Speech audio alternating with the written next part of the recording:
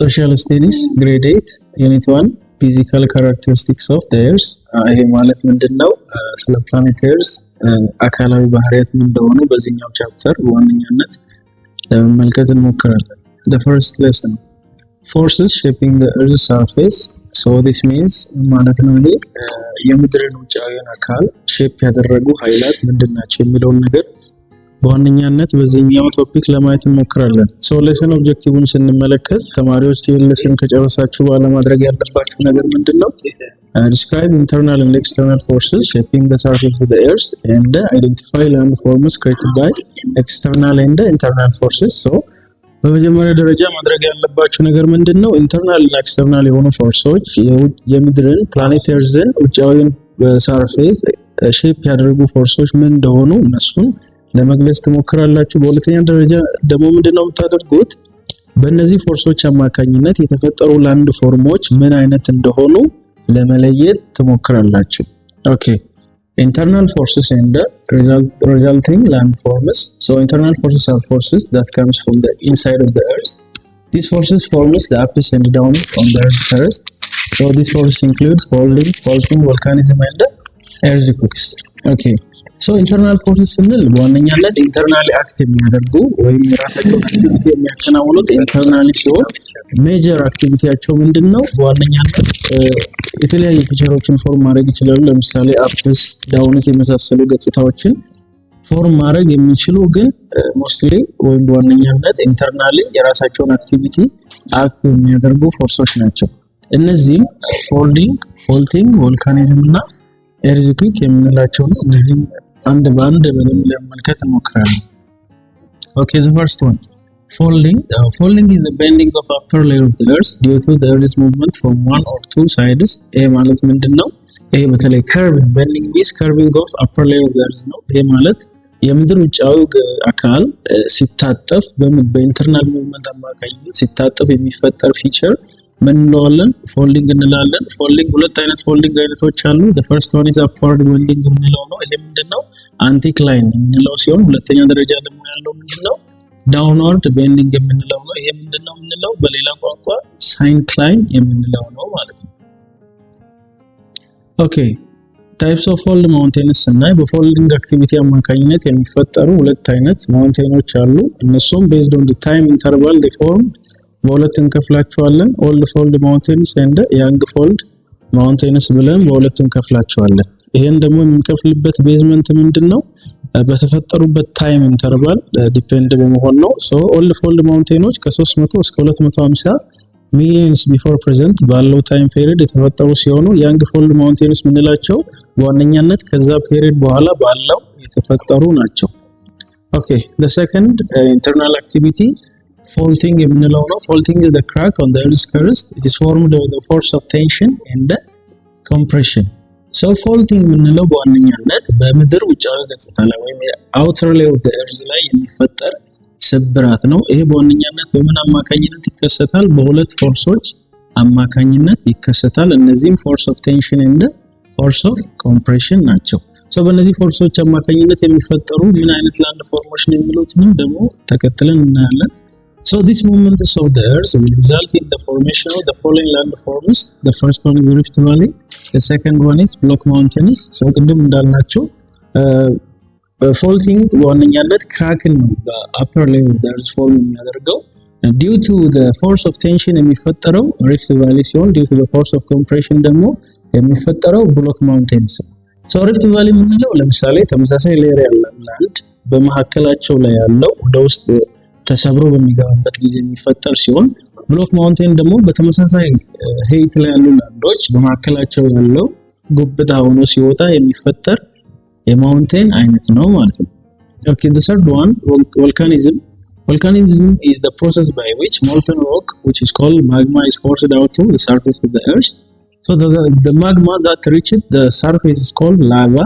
The lava may come out on the surface through a single hole called vent or several cracks called fissure. So volcanism የምንለው በዋነኛነት ራሱን የቻለ ፕሮሰስ ሲሆን in which የቀለጠ አለት ወደ ውጭኛው የመሬት ገጽታ ላይ በሚወጣበት ጊዜ የሚፈጠር ሂደት ነው። ያ ሂደት ነው የቀለጠው ሮክ ወደ ውጭኛው የመሬት ክፍል የሚወጣበት ፕሮሰስ ቮልካኒዝም እንለዋለን። ይሄ የቀለጠው ማግማ ደግሞ ወደ ውጭኛው የመሬት ክፍል በሚደርስበት ጊዜ ምን ይባላል? ላቫ ተብሎ ይጠራል። ይሄኛው ላቫ ደግሞ በሁለት አይነት መንገድ ወደ ውጭኛው የመሬት ክፍል ወይም outside of the surface ሊወጣ ይችላል። አንደኛው through a single hole which is called vent የምንለውና ሌላኛው ደግሞ የተለያዩ ክራኮችን በመፍጠር ወደ ውጭኛው የመሬት ክፍል የሚወጣው fissures እንለዋለን ማለት ነው።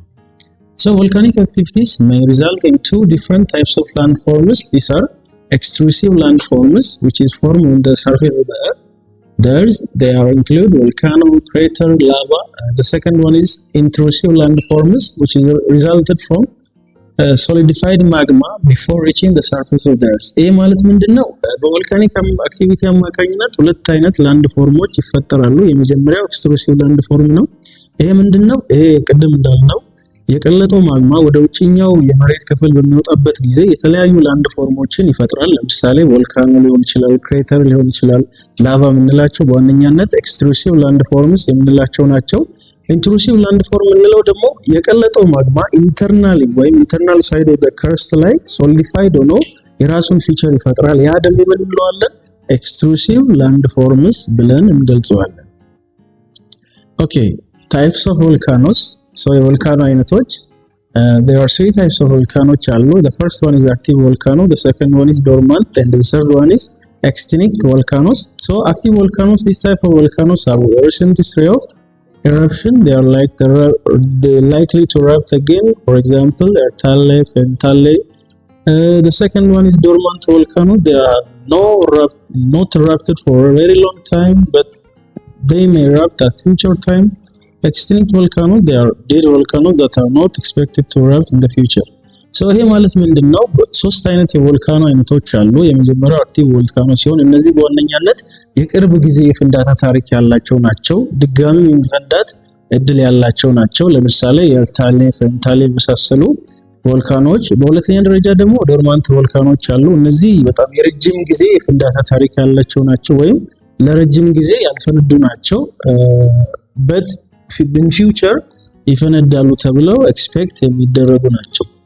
ኤክስቲንክት ቮልካኖ በሶስተኛ ደረጃ ደግሞ ያሉት ምን አይነቶች ናቸው? ዴድ ቮልካኖች ናቸው። ምንም በቃ ይፈነዳሉ ፊውቸርሊ ራሱ ይፈነዳሉ ተብለው ኤክስፔክት የማይደረጉ አይነት ቮልካኖች ናቸው። ስለዚህ there are three types of volcanoes. The first one is active based on the first one is active, the second one is dormant, the third one is extinct based on their eruption activity. በዚህ መንገድ እንከፍላቸዋለን። The first one was earthquake. Earthquake are sudden movements in the earth's crust. They are caused by internal movements deep down inside the earth. earthquake የምንላቸው በዋነኛነት ድንገተኛ እንቅስቃሴ ነው። በምድር ወይም በመሬት ውጫዊ አካል ላይ የሚከሰት ድንገተኛ እንቅስቃሴ የምንለዋለን earthquakes ብለን እንገልጸዋለን። በዋነኛነት እነዚህ በኢንተርናል ሙቭመንት አማካኝነት የሚከሰቱ ናቸው inside of the earth. earthquakes are frequently associated with faulting process. በዋነኛነት ከምን ጋር የተገናኙ ናቸው? በፎልቲንግ አክቲቪቲ አማካኝነት የሚከሰቱ ናቸው። The intensity of earthquake is measured by an instrument called seismometer and it's recorded on seismograph. የኤርዝኩክ መጠኑ ምን ያክል እንደሆነ ሜጀር የምናደርገው ሲስሞሜትር የሚባለውን መሳሪያ ተጠቅመን ነው። ይሄን ደግሞ ሪኮርድ የምናደርገው በሲስሞግራፍ ነው። what are the effects of earthquake የሚለውን ስንመለከት loss of life and the destruction of property, destruction of cities, the rise or lowering of sea floor and የመሳሰሉት። ስለዚህ በዋነኛነት earthquake ምን ይፈጥራል የሚለውን ነገር በምንመለከትበት ጊዜ የሰው ህይወት ሊጠፋ ይችላል፣ ንብረት ሊወድም ይችላል፣ ከተሞች ሊወድሙ ይችላሉ፣ የባህር ጠለል ከፍ ሊልም አስዌል ደግሞ ዝቅ ሊል ይችላል ማለት ነው። ስለዚህ these are the effects of earthquake. Okay, external forces and the resultant landforms. አሁን ቅድም ኢንተርናሊ አይተናል። አሁን ደግሞ ኤክስተርናል ፎርሶች በውጫዊ መሬት ክፍል ላይ አክት የሚያደርጉ ግን የተለያዩ ፊቸሮችን ፎርም ማድረግ የሚችሉ ኃይላት ምን እንደሆኑ ለማየት እንሞክራለን። external forces are the forces that act upon the surface from the outside. እነዚህ ማለት ምን ማለት ነው? እነዚህ ኤክስተርናል ፎርሶች በዋነኛነት አክት የሚያደርጉት በውጭኛው የመሬት ክፍል ላይ ነው። Like internal forces, these forces create ups and downs on the earth's surface. ልክ እንደ ኢንተርናል ፎርሶች እነዚህም ፎርሶች የተለያዩ ላንድ ፊቸሮችን ወይም ከፍታም ይሁን ዝቅታዎችን በውጭኛው የመሬት ክፍል ላይ መፍጠር ይችላሉ። this process ይሄ ደግሞ the process of creating ups and down በሁለት መንገድ ይከናወናል። the first one is denudation and the second one is deposition ነው። denudation ምንለው the process of lowering of the land through weathering and erosion። ስለዚህ ይሄኛው ደግሞ ኤክስተርናል አክቲቪቲ የሚከናወነው በሁለት መንገድ ሲሆን የመጀመሪያው ነገር ምንድነው through the denudation activity አማካኝነትና በሁለተኛው መንገድ ደግሞ በዲፖዚሽን አማካኝነት ነው። denudation የምንለው ምንድነው? ይሄ በተለይ ላንዶች ወይም ላንድ ሰርፌሶች through the weathering ሊሆን ይችላል፣ በኤሮዥንም አማካኝነት ሊሆን ይችላል እየተሰባበሩ ዝቅ እያሉ የሚሄዱበት ፕሮሰስ denudation እንለዋለን። denudation ደግሞ በሁለት አይነት መንገድ ይከሰታል።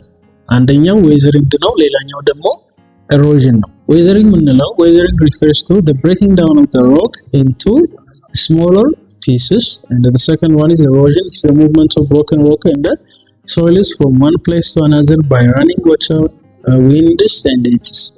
So weathering የምንለው በቅድም እንዳልነው የተለያዩ አለቶች ወደ ተለያዩ ፒሶች የሚከፋፈሉበት ወይም ብሬክ ዳውን የሚሆንበት ሂደት weathering ስንለው። erosion ደግሞ ምንለው የተለያዩ ውሃ አካል ሊሆን ይችላል፣ እነዚህ የፈረሱ አለቶችን ሊሆኑ ይችላሉ በውሃ አማካኝነት አስፈላጊ በነፋስ አማካኝነት ከአንድ ቦታ ወደ ሌላ ቦታ በሚሄዱበት ጊዜ ያ ሂደት ምን እንለዋለን? erosion እንለዋለን።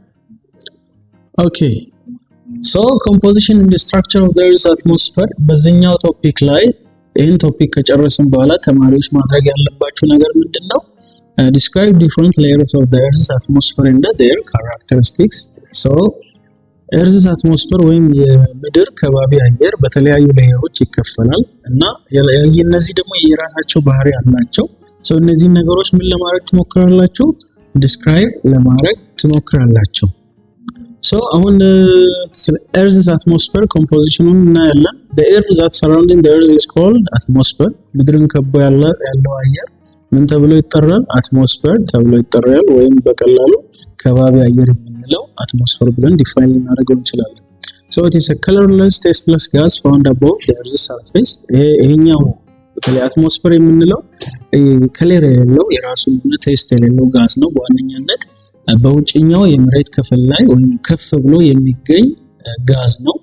ናይትሮጂን and oxygen are the major gases of the Earth's atmosphere. በተለይ ኮምፖነንቶችን አሁን እያየን ነው፣ ኤሌመንቶችን ይሄኛውን አትሞስፌር ፎርም ያደርጉት። በዚህ መሰረት ሁለት ሜጀር የሚባሉ ጋዞች አሉ ይሄኛውን አትሞስፌርን ፎርም ያደረጉ።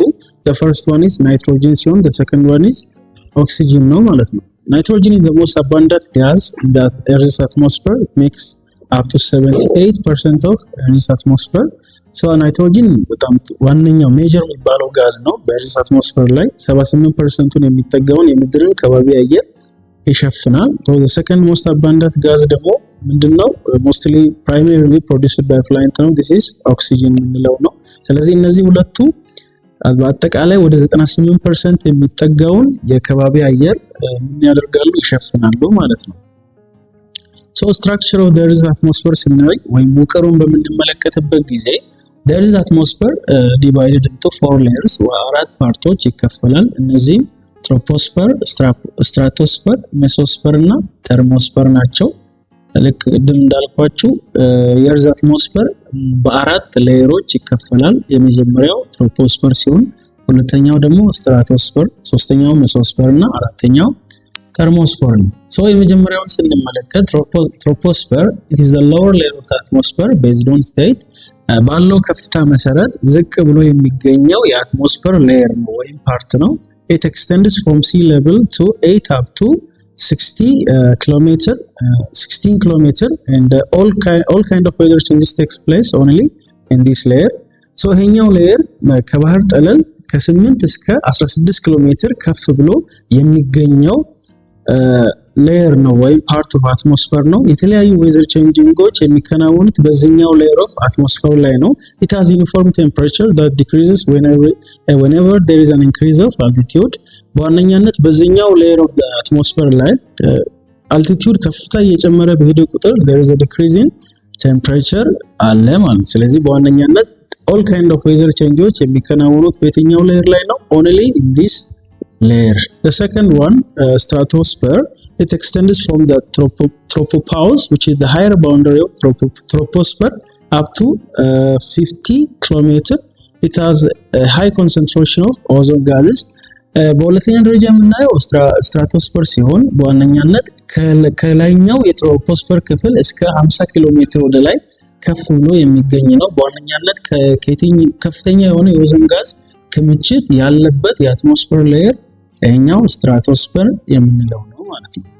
በሶስተኛ ደረጃ ደግሞ ሜሶስፌር አለ። It extends up from the stratopause, which is the upper boundary of the stratosphere, to about 80 up to 85 kilometers. So in the lower mesosphere, temperature changes slowly with an increase in altitude. So mesosphere በሶስተኛ ደረጃ የምናየው ሌየር ኦፍ አትሞስፌር ነው። በዋነኛነት ከላይኛው የስትራቶስፌር ክፍል ከፍ ብሎ እስከ 80 up to 85 ኪሎ ሜትር ድረስ ኤክስቴንድ የሚያደርግ ሌየር ነው። በዋነኛነት በዚህኛው ሌየር ላይ ቴምፕሬቸር ስሎሊ ቼንጅ ያደርጋል። ትንሽ የሆነ እንኳን ኢንክሪዝ ኢን አልቲቲዩድ ሲኖር በትንሽ ሁኔታ ወይም በስሎሊ ቴምፕሬቸር ምን ያደርጋል? ቼንጅ ያደርጋል ማለት ነው። ይሄኛው ሌየር this the coldest part of the atmosphere በጣም ቀዝቃዛው የአትሞስፌር ክፍል ነው ማለት ነው። The fourth one, thermosphere. Thermosphere is the uppermost layer of the atmosphere. This layer is of extremely low density ነው። በዋነኛነት ኤር ዴንሲቲውን ስንመለከት በዚህኛው ኤሪያ ላይ በጣም ሎው ነው because it is the uppermost layer of atmosphere ስለሆነ ነው thermosphere